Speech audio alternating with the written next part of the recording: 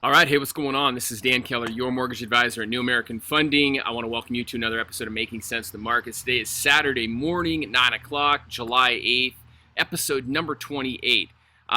This is going to be a short episode today, but I want to take a moment to recap last week's episode on how to budget for a down payment or how to budget for anything that you need to save for. Was my most watched, most shared, and most commented episode of the year. So if you missed that, I want you to go to my website, mymortgageguidedan.com. It's mymortgageguidedan.com.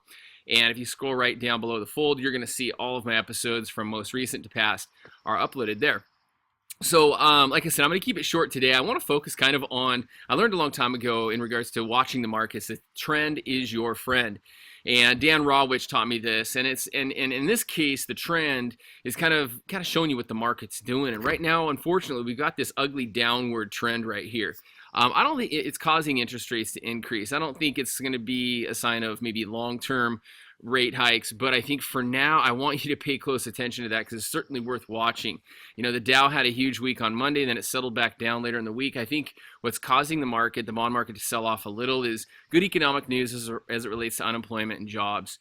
The other thing is we've got some, just stemming back from Janet Yellen, the Fed chairwoman's comments a month ago or a few weeks ago on how they're going to taper the Fed's going to taper supporting mortgage-backed securities on their balance sheets. So I just think as we continue to see good economic news, we're going to continue to see that trend. Stay with me. I do believe that this is not something where say goodbye to low interest rates, but for right now, rates are up.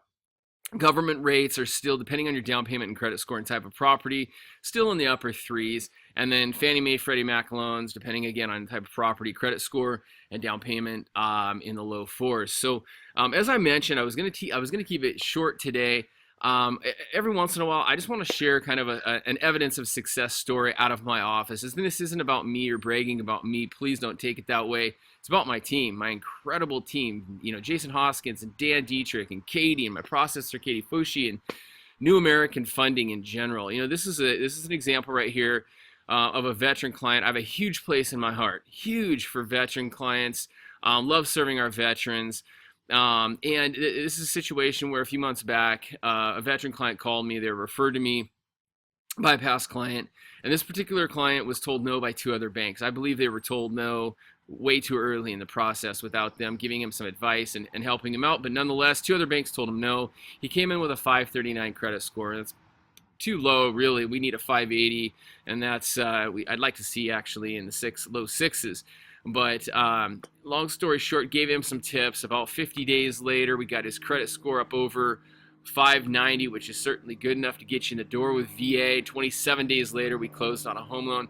Apples to apples, comparing what he was paying in rent, we saved him $141 a month. Looking at the net tangible benefits of home ownership, we're saving him almost $400 a month by buying a home using VA financing with zero down. So that's just a success story. Hey, I'm going to take off. It's 9 o'clock Saturday morning. I don't know if it gets much more beautiful around here in the Northwest. Have an incredible weekend. If you're a real estate agent listening to this and you need anything over the weekend, I'm around. If you're a past client of mine listening to this, please share this.